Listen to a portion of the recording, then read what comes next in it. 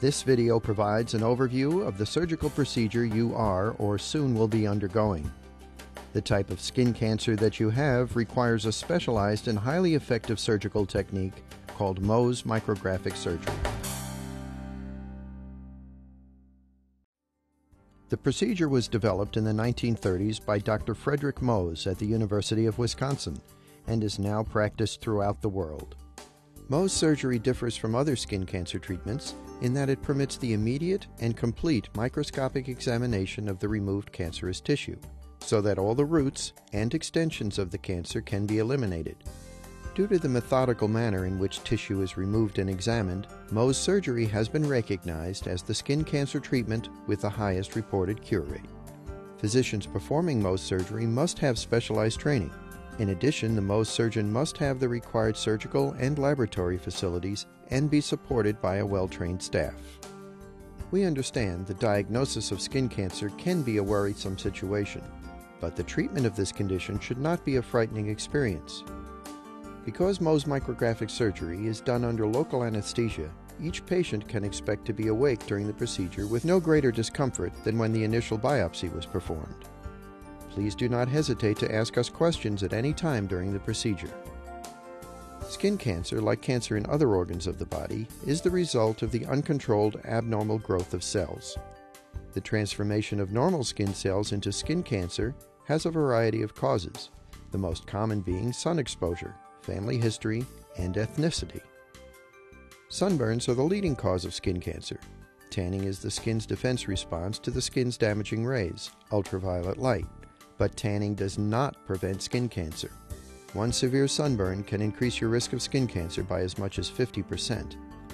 Sun damage to the skin accumulates over many years of exposure, and about 90% of sun-induced skin cancer occurs in the areas that have the greatest exposure, namely the head, neck, and forearms.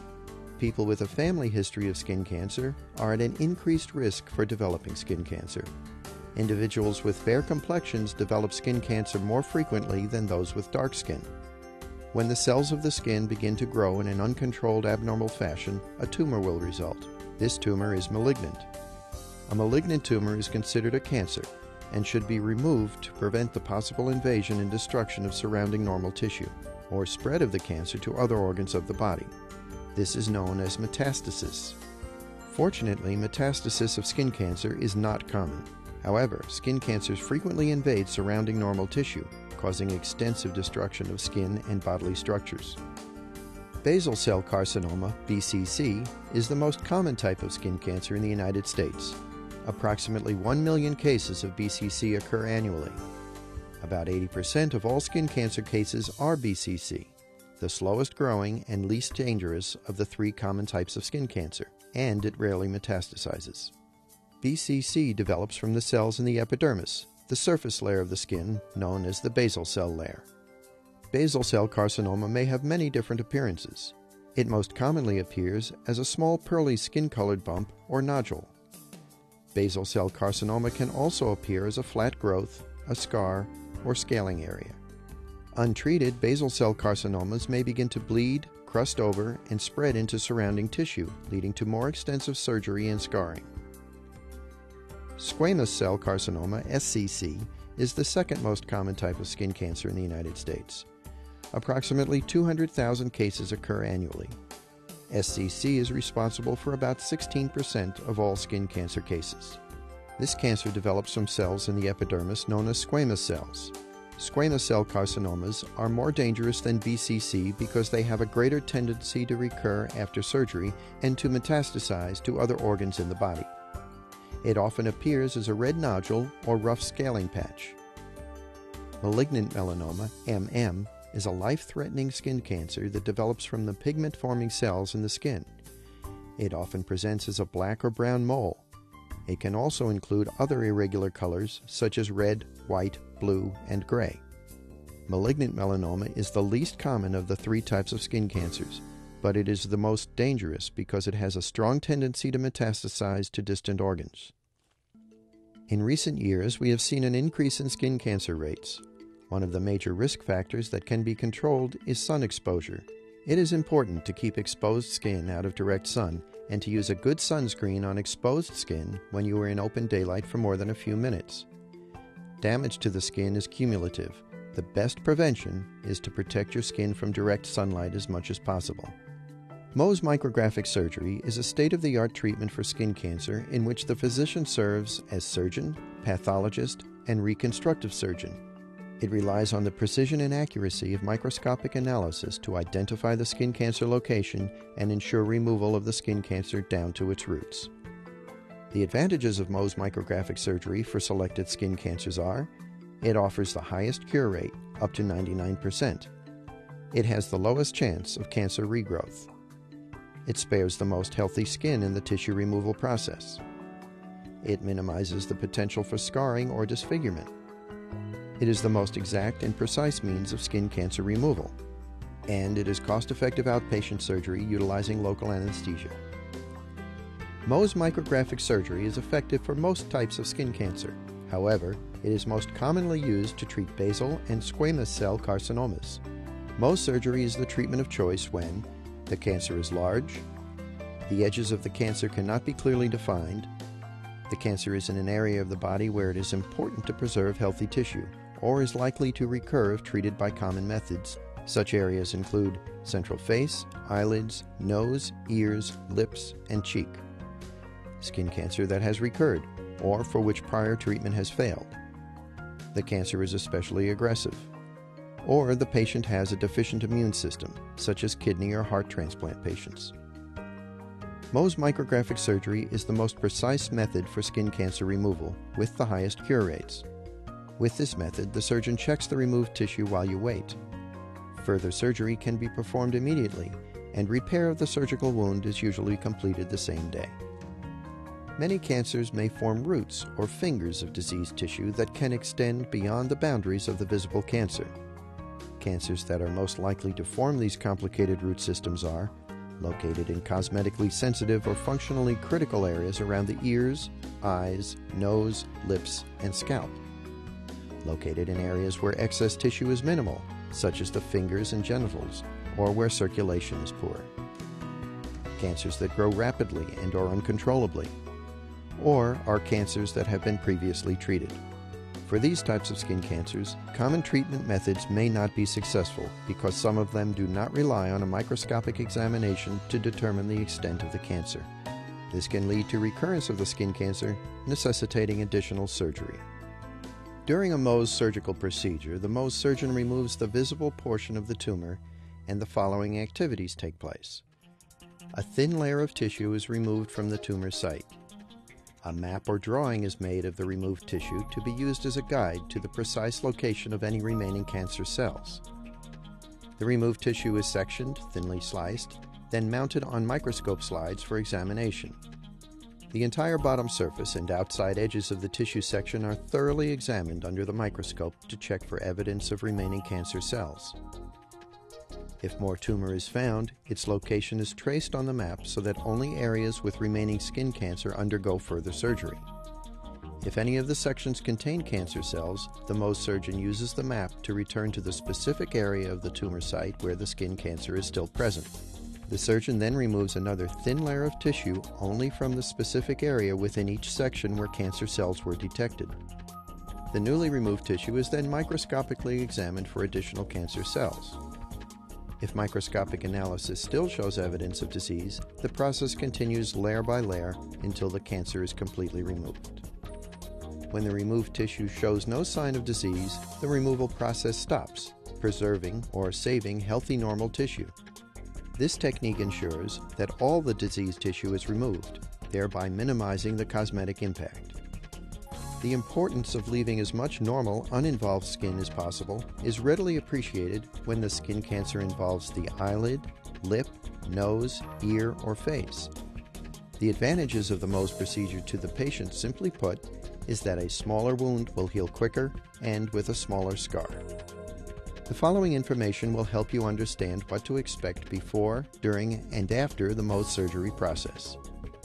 We will conduct a pre-operative consultation to review your health status and medications, accurately locate and make decisions regarding removal of your skin cancer, and discuss post-operative care. You are encouraged to ask questions concerning your skin cancer and surgery. Unless instructed otherwise, have a light meal prior to your surgery. A good night's rest before your surgery is also helpful. Take all medications as usual unless directed otherwise. Be sure to discuss with your dermatologist whether you are taking aspirin, aspirin-containing medications, Coumadin, Plavix, or any other blood thinners. Some discomfort may be noticed following Mohs surgery, but severe pain is uncommon. If you have discomfort after surgery, we recommend that you take 2 extra-strength Tylenol tablets every 4 to 6 hours as necessary. Avoid aspirin or aspirin-containing products because they may cause bleeding after surgery. Bleeding or other minor complications may arise after surgery. You will be given post-surgical care instructions should any of these minor complications occur. Swelling is common following any surgical procedure, especially around the eye. Some degree of swelling can be expected, but this usually resolves within 1 or 2 weeks. All surgical wounds will drain during the first week or so after surgery. Good wound care will help minimize this problem. Infection after skin cancer surgery is unusual. However, if you notice signs of infection, call our office immediately. An antibiotic is frequently necessary under these conditions. Some degree of redness is expected following your surgery. This will resolve as the wound heals. You may experience redness at the surgical site for up to a year, depending on the circumstances of your surgery.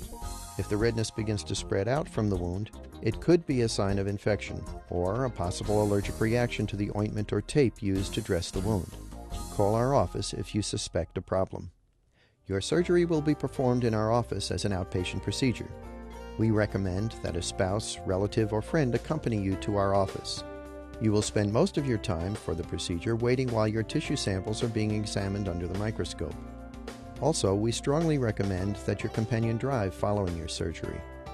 Shortly after your arrival at our Skin Cancer Center, you will be escorted to one of our outpatient surgical suites. We will then numb the area of skin around your cancer using a very small needle and a local anesthetic. A thin layer of skin involved with the cancer will be removed. Any bleeding will be controlled by cauterizing with an electric needle. The wound will be bandaged, and you will be able to return to the waiting room. While you are waiting, the piece of tissue will be processed in our laboratory, where it is frozen, cut, stained, made into slides, and read under a microscope by your doctor. This entire process usually requires about an hour. On average, the complete removal of the skin cancer will require 2 to 3 trips to the surgical suite. Some cancers, due to their spread into local tissue, will require more sessions to remove the tumor completely. However, even these larger cases can usually be completed in the same day. You should come prepared to stay all day, because it is likely you will require some type of repair of the surgical wound following removal of the cancer. This is usually performed on the day of surgery, but rarely must be delayed a day or so. If you have had a skin cancer, you are likely to develop another in the years ahead. To minimize your problems with skin cancer, you should be evaluated frequently for new suspicious lesions on your skin. The following is information that will help you know when to have your dermatologist look at any unusual skin lesions you may have already, and how to prevent skin cancer. Skin cancers start as small bumps on the skin that slowly or sometimes rapidly enlarge. These bumps are usually pain-free and may have been present for a period greater than 2 weeks. Skin cancers frequently undergo periods of ulceration and bleeding followed by healing, then a repeat of this cycle. Your dermatologist should examine any skin lesion that has a history of bleeding. Skin cancers may have a variety of appearances. They may be flesh-colored, waxy or pearly, red scaly patches, large tumor masses, or sores that do not heal. A biopsy may be required to determine if the skin lesion is in fact a skin cancer. Some additional tips to prepare for Mohs micrographic surgery are: if deemed necessary by your physician, make sure you have taken your preoperative antibiotics before surgery. To further reduce the chances of bleeding complications, avoid all alcohol 3 days before and 3 days after your surgery. Stop smoking for a period of 2 weeks before and 2 weeks after your surgery to improve wound healing. The size and depth of the surgical wound after removal of your skin cancer cannot be predicted in advance. The method of reconstruction cannot be predetermined either. Following the removal of your skin cancer, your physician will consider and discuss with you the options for repairing the surgical wound.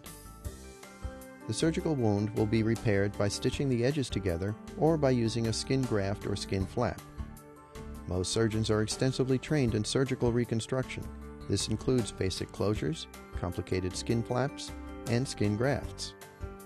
Most surgeons are trained dermatologists with extensive knowledge of the skin and its healing properties. We are concerned with both the functional and cosmetic outcome of your surgical repair. Generally, your physician will perform the reconstructive surgery necessary to repair the wound following removal of your skin cancer. However, occasionally the repair may be delayed a day or so. Delay of the repair by up to a week usually has no adverse effects on healing. At the completion of your surgery and repair, our nursing staff will give you instructions on how to care for your wound. Patients should understand that there is not an absolute guarantee that any given procedure will be totally free of complications or adverse reactions. Mohs surgery is no exception. During surgery, tiny nerve endings are cut, which may produce a temporary or permanent numbness in and around the surgical area. If a large tumor is removed or extensive surgery is required, occasionally a nerve to muscles may be cut, resulting in temporary or permanent weakness in a portion of the face. This is, however, an unusual complication. The surgical area may remain tender for several weeks or months after surgery, especially if large amounts of tissue was removed. Rarely, some patients experience intermittent itching or shooting pain in the surgical area.